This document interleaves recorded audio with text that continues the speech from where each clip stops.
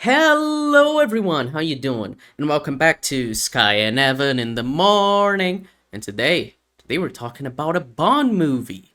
Today we're talking about GoldenEye, starring Pierce Brosnan. Yes, indeed. Yet another one that neither of us had seen, Mm-hmm. like rolling the dice on what we think of it, and obviously first Bond movie. So Yeah, I want to start with you, Sky, because like this is my recommendation, yeah. just out of the gate. You haven't watched much Bond. What did you think? I did not like it, and I think, Didn't like it, yeah. yeah, I think it's the kind of thing where I just don't care about the Bond formula. Well, it's funny. I figured that would be Bond is interesting in that regard, where he is very formulaic. Like Mm-hmm. it's a bit like Sherlock Holmes. You know, there are characters that are cliched and formulaic. You know exactly what you're getting into when you go into the story, and Bond is one of those. You know, you're going to get like a secret mission, probably like an opening with like a lot of action. He's going to be a player. There's going to be a Bond girl, maybe a Mm-hmm. Bond villain, usually like a greater villain, like who's the mastermind, and then a henchman. They're all kind of the same movie, but Yeah, it's that is what I mean. Like I knew what was going to happen at every point of the way, every part of the way through the movie. It was like I knew what was going to happen. I was never surprised.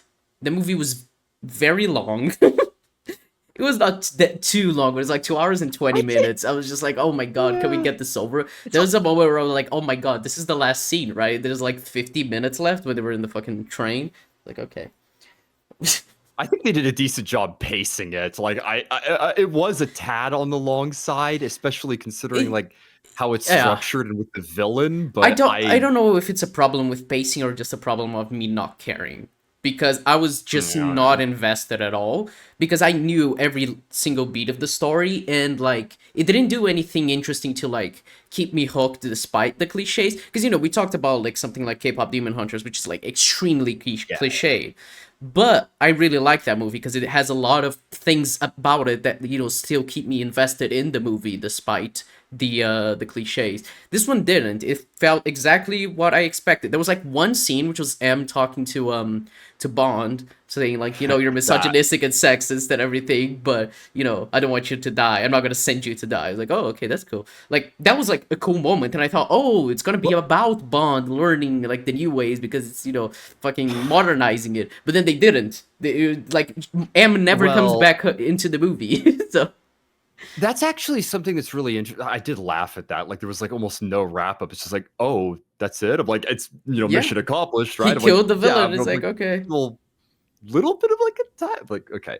But that's what's interesting. I did not appreciate that M. I thought it was in the later Brosnan movies that they recast M as Judy Dench. And I've always loved Dem as or Judy Dench as M Mm-hmm. for Bond. She did so well in the Craig movies and has like such an interesting arc. And I think it's just a brilliant reinvention of the character because a lot of people talk about gender swapping characters, Uh-huh. usually negatively, but I'm like, I think it's an ingenious example of one where like I think she's in it's a an position interesting above thing of him like and I think it's interesting because they have a thing of like the world changing and Bond being this like that one scene they have like it's the one scene where I was like, oh my god, the movie's doing something interesting. Like the one scene where my brain lit up, I was like, oh my god, character.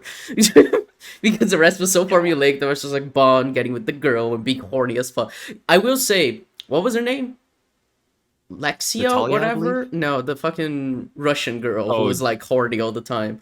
She yeah. was unhinged. I loved her so much. So She and it's she was like so into like getting hurt as like sexual pleasure. It made that fight scene where she was like kissing Bond and biting him and everything so fucking fun. She was like the there are only like part of the movie fight. I was like, oh my god, she's so fun. Well, it's so funny that I was laughing at just how over the top they went. There are sex scenes where it seems like she's trying to kill them. It's like the I mean, that was the point. She was killing them while having sex because she just like took yeah. pleasure from it, and it was part of the job that she had to kill him. It's great. It's great. And the scene where does it with She Bond is fucking amazing. Because Bond fucking kisses her, and then they struggle for a gun, and then start kissing again, and she starts fucking suffocating him with her thighs. It's so it, unhinged. I wish she was a bigger part of the movie. They didn't make her like the main villain because obviously they wanted to make Alec. But honestly, if she was the main villain, she would have been so much fun. I would have probably liked the well, movie more. Well, and also like Arcady also like kind of takes the villain role because like Alex gone for like the Most first part half of of the the movie, yeah. movie, and I remember it was like 50 minutes or so that he comes back, and like they make decent use of him. But it was like, dude, I know you got to fake out the villain death, but come on, like it's Sean Bean. So Yeah. I don't the know. thing about this movie is that Martin Campbell directed Casino Royale and this, and what I think this was, I haven't seen any of the Timothy Dalton Bond movies, but from what I've heard, people said that that was like too dark of a Bond. They didn't like how Bond acted, and like Roger Moore was seen as more goofy. I feel like this was like a middle ground. It was somewhat grounded, but there's Mm, still Bond gadgets. There's yeah. still the same general formula. Craig is where It is you super get into the grounded. and revisioning for Bond and Yeah. changing his character, altering the like player elements, like giving a little bit more Giving of a him, yeah. backstory, making the female characters more interesting. This movie, he doesn't, and that's the thing about Bond. Like Bond doesn't really learn, right? I'm like, Hmm. not really. Same way that Sherlock Holmes doesn't really learn, right? Like Sherlock Holmes kind of stays the same. It's Yeah. like, well, we But love him yeah, anyway, there right? were Sort of, but it's like, yeah. I mean, there were hints but of like interesting stuff with Bond. The thing is, right? If you're making a Bond movie and you're following all the cliches, um, and if the action doesn't grip me, which it just I did not care too much for it when he got into the fucking tank. I was like, oh, of course he's gonna get in the fucking tank. It's I don't know. It didn't oh wow my me. I god, know that you loved scene. that, but because I saw your review, but I was just like, oh, he's in the tank now. Okay. I oh my god, there's I so for what I'd not spoiled this movie for myself. I every time I'd seen a Martin Campbell movie blind, I was rewarded, and I went out of my way to avoid spoilers. And when that scene happened, there is a chase with the tank, and it is the most amazing Yeah. thing. It's so goofy and implausible, but I couldn't get Yeah, enough of the that. tank is so fucking fast. Tanks are not that fast. It was faster Yeah, than in the car. It was cars. so funny. How does it keep up? It's like It whatever. fucking drifts and everything. It was funny. But Yeah. anyway, it's like I expected at least to do something interesting because I assume when you're using cliches, you're using it like as like a like shorthand to like do something interesting with the characters. Like the story is cliched, but the characters around it have depth, and they hint at it sometimes with Bond saying like, "Oh, we're running from." Like he says like, "Oh, I'm always running. It's the only way I know how to keep going," or something like that. And how Alec tells him that oh, getting with all the girls just to make you forget about the ones you didn't save. It's like all of those are interesting, Well, but it never like feels like a character arc or a character like actual character from Bond. It feels like lip service. Well, that's the other interesting thing is that Bond is very flirtatious and distant, and the romance elements with Natalia, I did not buy it at all, and Mm, I thought it was all but inappropriate because I it was you haven't very seen you haven't seen Quantum of Solace, right? no. That movie might have my favorite Bond girl because she is like all but using Bond in that Mm, movie. Both Bond and her are out for revenge, and basically the movie is they're both trying to get their man, and they do in the end. And there's not a romantic hint. There's nothing like that. They just basically team up in the movie. And this is the thing about the Bond girl cliche. It's just like it's the person that Bond sleeps with like halfway through the movie. Usually they're like with the villain, and they're like, usually they become more heroic when they sleep with Bond. And it's a weird cliche. And I'm not saying it can't never work, but it is. What I find weird about Natalia with that is that she was a character before. It's a really interesting premise. well, I She like liked her, but escapes then a she just becomes massacre. generic Bond girl. Yeah, you have this moment where they could have done something interesting where she's the one survivor of this massacre they're trying to cover up. And I was like, oh shit, Bond's going to be looking for her, Mm. and the villains are going to be looking for her, and she's not going to trust anybody. And it could be one of those interesting things where you're like trying to keep the witness alive, trying to get it so that like they get the word out, but it doesn't. It's like you said, once she meets Bond, then she just becomes a generic Bond girl, and it's unfortunate because they were doing stuff that was more interesting with her before, but then like other than the computer stuff at the end, it's Yeah. just she's just I the love think it's the interest. thing, right? Because like I was saying, like you usually use cliches to do something interesting, like around it with the characters. I think this movie did the opposite, where it had interesting things it wanted to say, but it was forced to like fall back into the cliches, and that's why I didn't vibe with it. Because every time it hinted at something interesting, it just went back to being cliched and boring, at least boring Yeah, for well, me. maybe it could be like the action inclination of this movie. Honestly, it is. I think they do a decent enough job with balancing characters, but this is a 90s thriller, you know. You got to have like an action scene in every other. And another interesting part of this movie, I haven't played it, but the NES 60 or the N64 version of GoldenEye, there's a video game called Yeah, I've GoldenEye heard that I've that heard game is people great. love. Yeah. That's like a classic first person shooter, and the movie itself is structured that way. I don't know how, like to a T, it feels like the video game, but you know, there's a tank level. There's like an opening, like bungee jump and infiltration with like Russian agents and like you shooting your way through. Yeah, And I've seen a it, video of the it's GoldenEye game. It is very interesting. I've heard it's really great, so it might be yeah. one that's fun playing.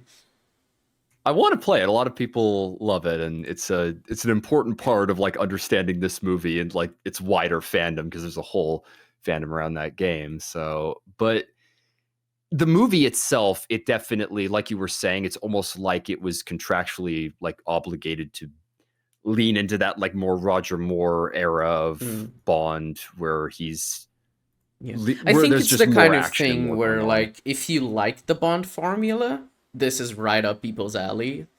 But if you don't, then there's not much you're gonna get out of it. Which I don't care about the Bond formula. Like, I don't know. I really like Casino Royale. I think it's a really good movie. But that was like the first Bond film I ever watched. So it's the kind of thing like, you know what I mean? Yeah, Like, it's not a great from what introduction because I it's not Bond. It's a no deconstruction of from Bond. yeah, from what I understand, the rest of the movies are do Yeah. not like it's the exception to the rule, you Yeah. know. Yeah, the And Daniel Craig what I thing is all like deconstructing Bond. So it's obviously very different. well, it's what I find funny about Bond, and this ties into the wider Bond discussion, but it's funny that the attempts to deconstruct Bond, like I think they hit stride in Skyfall. Skyfall works enough because it's more about like Bond growing older as a person, but it still feels like classic action oriented, plot driven, while still doing solid character service. And you know, Deakins did the cinematography, but then they did the weird kid thing in the sequels. I don't think you've seen No. No Time to Die or Spectre in full, but they just didn't really know how to keep it going. They didn't know how to make like a Bond deconstruction Bond. You know, it just didn't really work out. And when they kept going, they would often just make movies that just felt kind of like the old Bond movies. And Mm. at that point, it's like, should Bond be formulaic? I'm like, well, Amazon seemingly has bought up Bond, so we'll see what they do with it and see what maybe TV.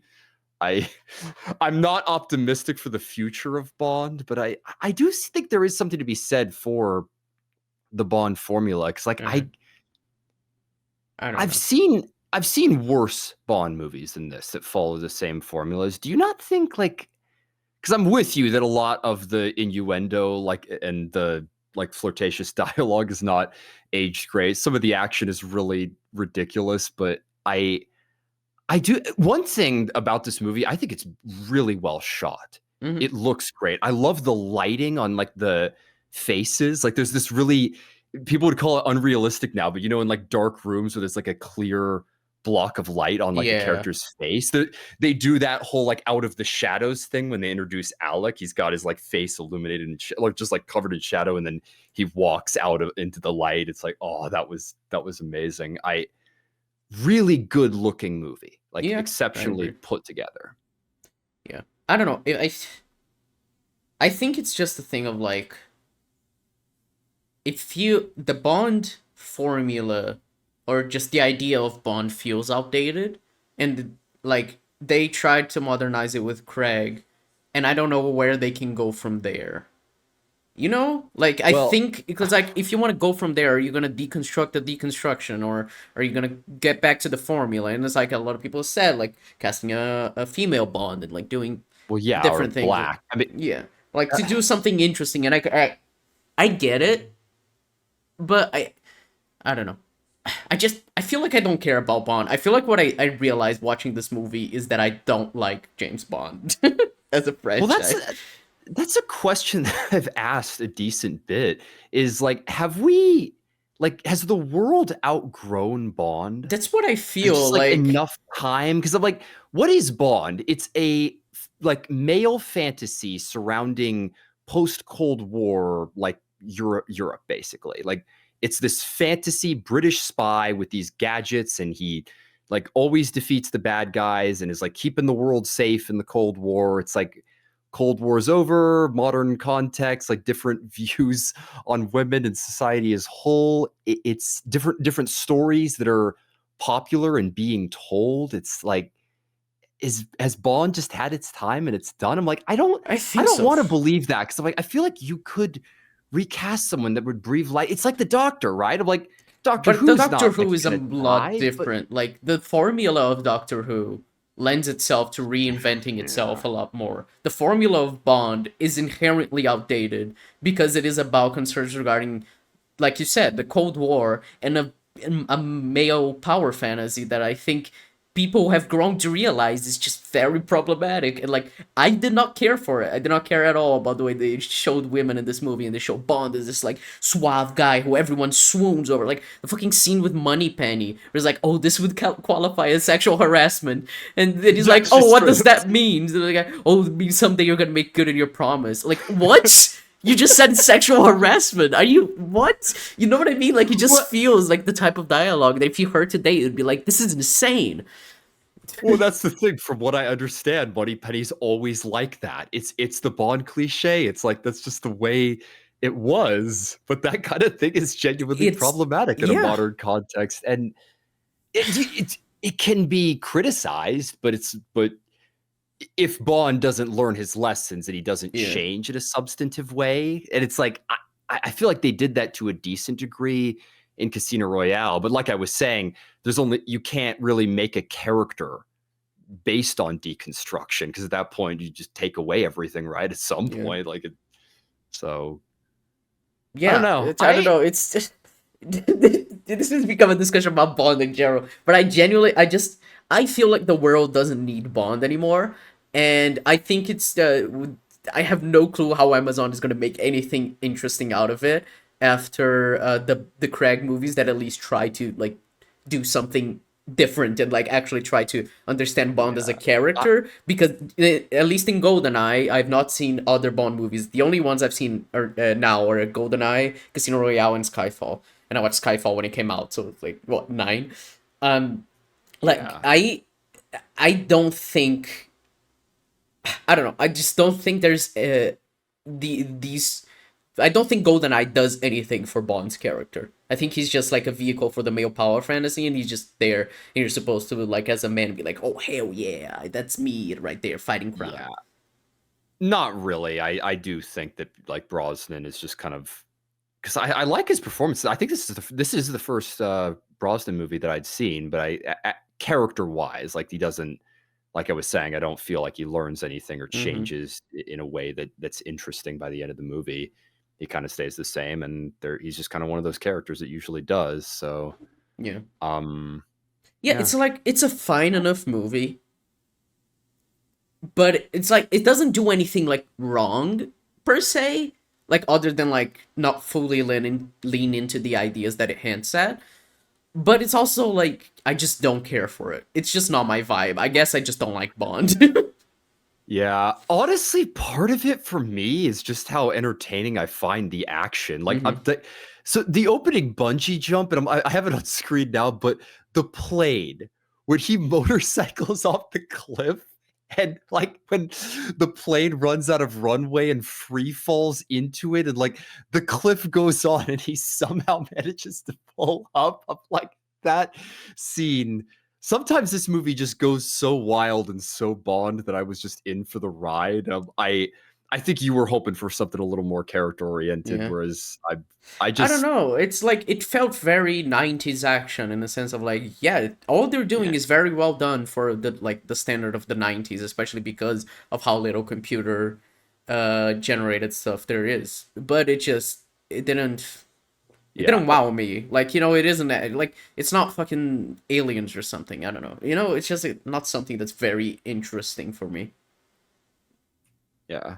Another thing I want to note, by the way, lots of really solid practical effects Oh and yeah, for stunts. sure. Like you were The saying, it was fucking just acted explosion with way the well. satellite and everything, that looked insane. The fucking Yeah. like helicopter hit, not helicopter, the fucking fighter jet hitting the satellite and exploding. I was like, Jesus Christ, did they actually blow up a fucking? I don't know how they did it. If it was Well, miniatures or something. It looked great. well, in the entire third act, that was one of the few things that I knew about, but I'm guessing a lot of it was miniatures with Uh like huh. what they filled with water, but that whole set that they built, there was clearly some of that like people were like actually walking around on. Like it is really impressive. Like Yeah. not like even the effects when the Alex like dropped it's just that thing of like it so many more of the effects are timeless because they just don't use green screen or CGI or anything like that, and the effects you can tell like they're not real but they're timeless just because Yeah. they were a product of their time rather than using CGI and dating themselves. So a lot of 90s movies do that sometimes, just Yeah. leaned a little too hard into CGI. You're like, oh, like Yeah, I mean, it's what I that's feel with rough. like the thing where it's just like you can tell it's fake, but you're fully immersed because it's how Mhm. this entire world looks, and it doesn't like try to look realistic. It tries to look, a certain specific way to give you the vibe of the movie, which is like Well, and we and the talked Lost about that Star with with fucking the prequel. Like yeah, they put CGI over it, and it kind of like doesn't look as yeah, good. It just looks dated. You're not as drawn in. yeah, There isn't as much a sense of tangibility. So yeah. There is a thing to be said about like looking real and looking like immersive. Like there's a difference between like a movie being realistic and like the concept of like verisimilitude, where you just buy into the own universe of like how things are done within that universe, and that's how you get immersed instead of like something trying to replicate the real world, which then pulls you out because you're like, well, you're trying to be. It's my whole thing with like Ant-Man, where they try to like make the fucking superpowers be explained, like the fucking, oh, he increases density and everything. Like, yeah, if you follow the logic that the movie explains, it makes absolutely no sense. If you hadn't explained anything, I would have been completely fine with it.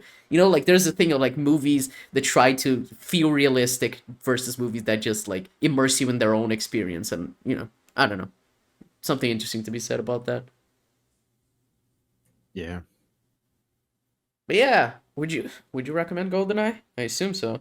I I would. I we always like discourage like number ratings, but I gave this a 7, and I think it's a pretty fair rating. This like it didn't quite wow me either, but I was definitely more in for it for the ride. And if you've seen Bond, you probably know what you're going for. I'm glad I didn't spoil this movie for myself. I was impressed, but I definitely prefer Casino Royale and other Craig Bond movies to this. Hmm. And I what we talked about with Bond, like on a wider level, is interesting. We might cover Bond, like different Bond movies in the Yeah, future, but I I do think the conversation about Bond, just as a character and as a facet of culture, is an interesting conversation to be had. yeah.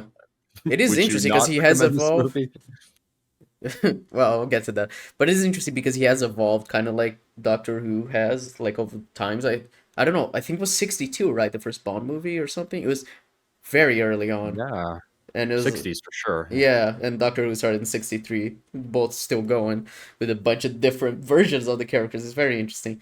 Um and they're both And both British. kind of in rocky waters trying to reinvent themselves Yeah. and figure it out because they're both kind of in a rocky position right now. So Yeah, it's very interesting. There's a facet of British culture and how that translates to the rest of the world. It's very interesting. And there is like I think Bond will never like fully evolve as a character, like do something interesting, because there's still like the people that, you know, like the racists who, or the like the right wing racists were all like, we need like Bond back, where he's a womanizer and everything, and he needs, because we need good role models, male role models, you know. Like I've seen so much of that shit, that it's just like, it gets to a point where like I don't think we are ever going to be allowed for Bond to evolve, even though they tried with Daniel Craig. Like people were really not receptive, especially to his death in No Time to Die and everything. So, you know, I don't know. I feel like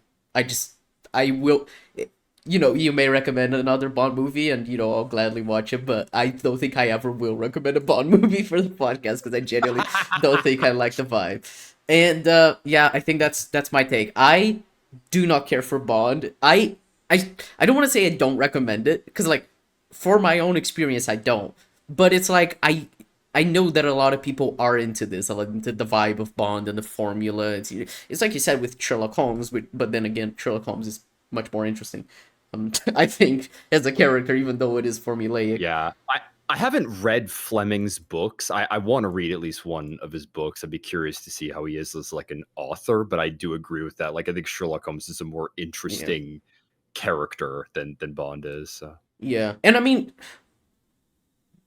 Sherlock is always like called out for being an asshole. You know what I mean? Bond is like this movie tries to call him out for being a sexist, misogynist pig, and then it just drops it. So he's like, okay, thanks. He's too cool. That's the thing about Bond. He's too cool to be Yeah. critical. Like, 'cause he's always winning, isn't he?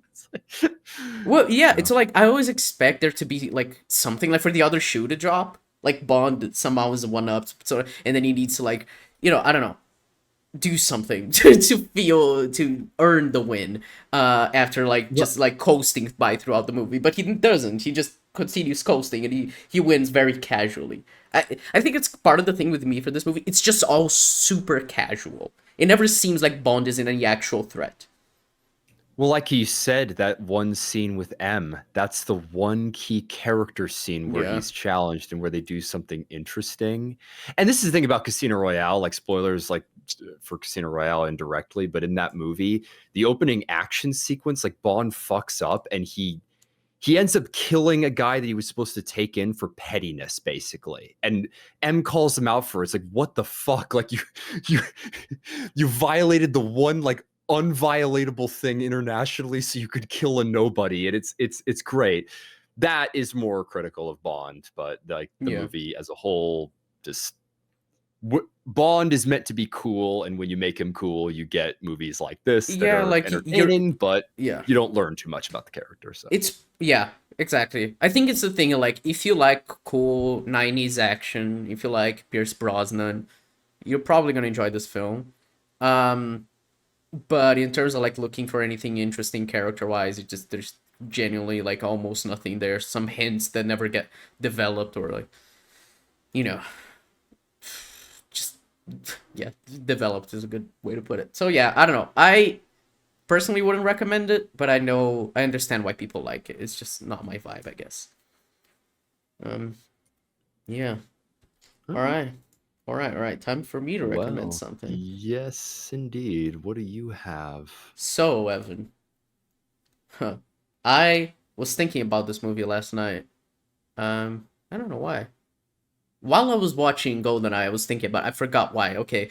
Anyway, I'm gonna recommend a Brazilian movie, because I've been wanting to recommend more Brazilian movies, because you know, I'm Brazilian. And I'm gonna recommend a classic that you may have seen. I don't think so, but maybe. City of God. Oh my god. That is Brazil. Yeah. It is Brazilian. I've met Arguably, to see that for years. Arguably one of the best God. movies of all time, a lot of people say. And yeah, I've never seen it. That is one that makes a lot of people's top 10. Yeah. And you know them. You know, like 8.5 or like Metropolis. There's that one where you see it in like a bunch of lists. You're like, yeah, people always put that on their list. City of God is one that people really say is a great film. Wow. Yeah. Okay. And despite me being Brazilian, I never watched it. So yeah. Oh, you're going in blind too. I am going in blind too. Interesting. Wow. That's just been on my list, and just one that I just never prioritized. Let's fucking Same. go. So yeah, I was like, okay, let's do something about let's do like a Brazilian movie. So yeah, I'm excited for that. And yeah, I think that's all for today, folks. That was our discussion of GoldenEye. I'm sorry if I offended any Bond fans. Okay, I don't mean it. It's just I didn't. I can't help it. Okay, I like movies that I like. I can't force myself to like things I don't. But we will catch you next time for City of God. Um, it should be a very interesting watch. And yeah, catch you next week, folks. Bye bye. Bye bye.